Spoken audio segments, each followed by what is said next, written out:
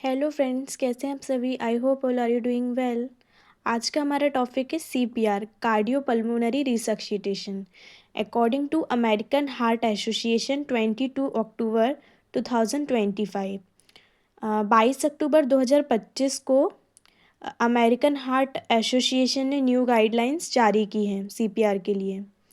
CPR is an emergency procedure used when a person's heartbeat and respiration is stopped. CPR क्या है कि emergency procedure है जब किसी पर्सन की हार्ट बीट और रिस्पिरेशन एकदम स्टॉप हो जाता है। उस कंडीशन में हम क्या करते हैं, CPR देते हैं।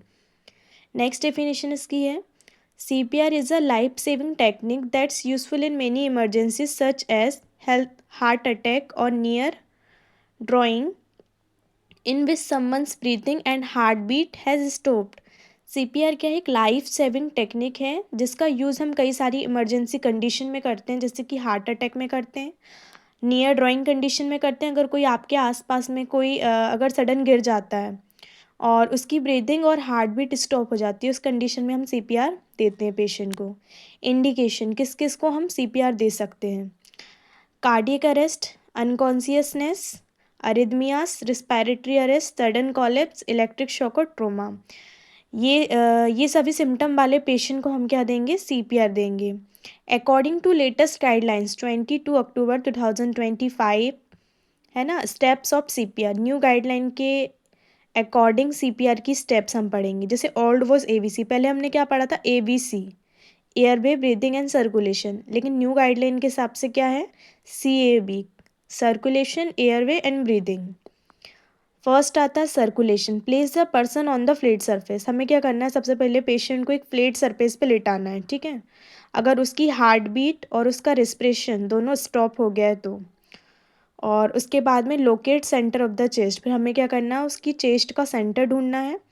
Give chest compression rate 100 to 120 पर मिनट, फिर हमें क्या करना है, चेस्ट कंप्रेशन देना स्टार्ट करना है और उसकी रेट रहेगी 100 से 120 अपन को देना 1 मिनट में। ओके। अब कंप्रेशन के बाद में आता है डेप्थ। तो डेप्थ कितनी होनी चाहिए, अडल्ट में 5 to 6 सेंटीमीटर या फिर 2 इंच बोल सकते हैं, चिल्ड्रन में 5 सेंटीमीटर और इन्फेंट में 4 सेंटीमीटर। नेक्स्ट आता है airway, open airway using head tilt and chin lift. Okay, हमें हेड टिल्ट रखना है और चिन उसका लिफ्ट रखना है एयरवे को ओपन करने के लिए। दूसरा, हम जो थ्रस्ट मेथड भी यूज़ कर सकते हैं। थर्ड आता है breathing, give 2 rescue breath, each breath over 1 second. हमें क्या करना है, 2 रेस्क्यू ब्रीथ उसको देनी है और एक ब्रीथ कम से कम 1 सेकेंड में देनी है। रेशियो क्या होता है इसका, एडल्ट के लिए रहता है 30:2, चिल्ड्रंस के लिए रहता है 30:2, अगर कोई सिंगल पर्सन दे रहा है तो।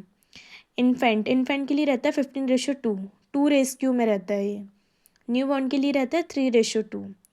उसके बाद में AED, call the ambulance with AED, artificial external defibrillator, ठीक है। हमको क्या करना है, एम्बुलेंस को कॉल करना है विथ AED। की पॉइंट्स इसके कुछ, सबसे पहले अगर पेशेंट आपके सामने कोई फेंट होता है, गिर जाता है, ड्राइंग हो जाता है, उसको हार्ट अटैक आता है, तो आप कुछ की पॉइंट्स आपको याद रखने होते हैं। सीन सेफ्टी, सबसे पहले आपको उसकी सेफ्टी देखना है। नेक्स्ट, आपको उसका रिस्पॉन्स चेक करना है, कॉल फॉर हेल्प, और उसके बाद आपको क्या करना है, स्टार्ट करना है कंप्रेशन करना। फॉरेन बॉडी ऑब्स्ट्रक्शन रिमूवल, ठीक है। फॉरेन बॉडी अगर कोई ऑब्स्ट्रक्शन हो जाता है तो ये ओल्ड गाइडलाइन पहले हम देख लेते हैं क्या थी। एडल्ट एंड चिल्ड्रन के लिए थी कि एब्डोमिनल थ्रस्ट देते थे अगर किसी को ऑब्स्ट्रक्शन हो गया है तो। इन्फेंट और न्यूबॉर्न के लिए बैक स्लैप देते हैं हम, मिनिमम 5। अभी न्यू गाइडलाइन जो AHA के थ्रू है वो हम देख लेते हैं।